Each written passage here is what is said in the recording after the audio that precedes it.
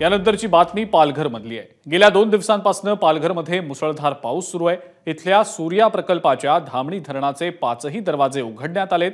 धामणी आणि कवडास या दोन्ही धरणांमध्ये मिळून 41,000 क्युसेक्सनं सध्या विसर्ग सुरू आहे। सूर्या नदीला मोठा पूर आलेला आहे आणि त्यामुळे नदीकाठच्या गावांना प्रशासनानं सतर्कतेचा इशाराही दिला आहे। पालघर जिल्ह्यात गेल्या 2 दिवसापासून मुसळधार पाऊस सुरू आहे आणि ह्याचाच परिणाम म्हणून जिल्ह्यातील नदी नाले आहेत ते ओसंडून व्हायला लागलेले आहेत। तर जिल्ह्यातील जी धरणं आहेत ती तुडुंब भरली आहेत आणि त्याचा विसर्ग सध्या नद्यांमध्ये करण्यात येतोय।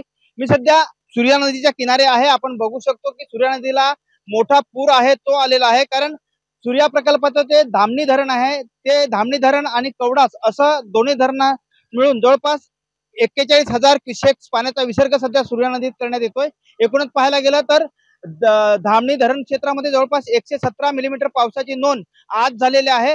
त्यामुळे धरणाचे 5 दरवाजे आहेत ते 50 सेंटीमीटरने उघडण्यात आलेले आहेत आणि त्यामुळे हा जो विसर्ग आहे तो ह्या सूर्या नदीमध्ये करण्यात आलाय। त्यामुळे सूर्या नदीच्या काठावरील जी गावं आहेत त्या गावांना सध्या सतर्क राहण्याचा इशारा आहे तो प्रशासनाकडून देण्यात आलाय। दुसरीकडे ठाणे जिल्ह्यात सुद्धा मुसळधार पाऊस असल्याने ठाणे जिल्ह्यातली जे मोडकसागर असू द्या, वैतरणा असू द्या किंवा तानसा असू द्या या धरणांचा सुद्धा विसर्ग नद्यांमध्ये करण्यात येतोय। त्यामुळे वैतरणा नदीला सुद्धा मोठा पूर आहे तो आलेला आहे। एकूणच पाहायला गेलं तर गेल्या काही दिवस हा पाऊस सुरू आहे, त्यामुळे ही धरणं आहेत ते तुडुंब भरलेले आहेत आणि त्यामुळे या धरणांवर अवलंबून असलेले जी शहरं आहेत त्यांच्या पिण्याच्या पाण्याचा प्रश्न सुटलाय।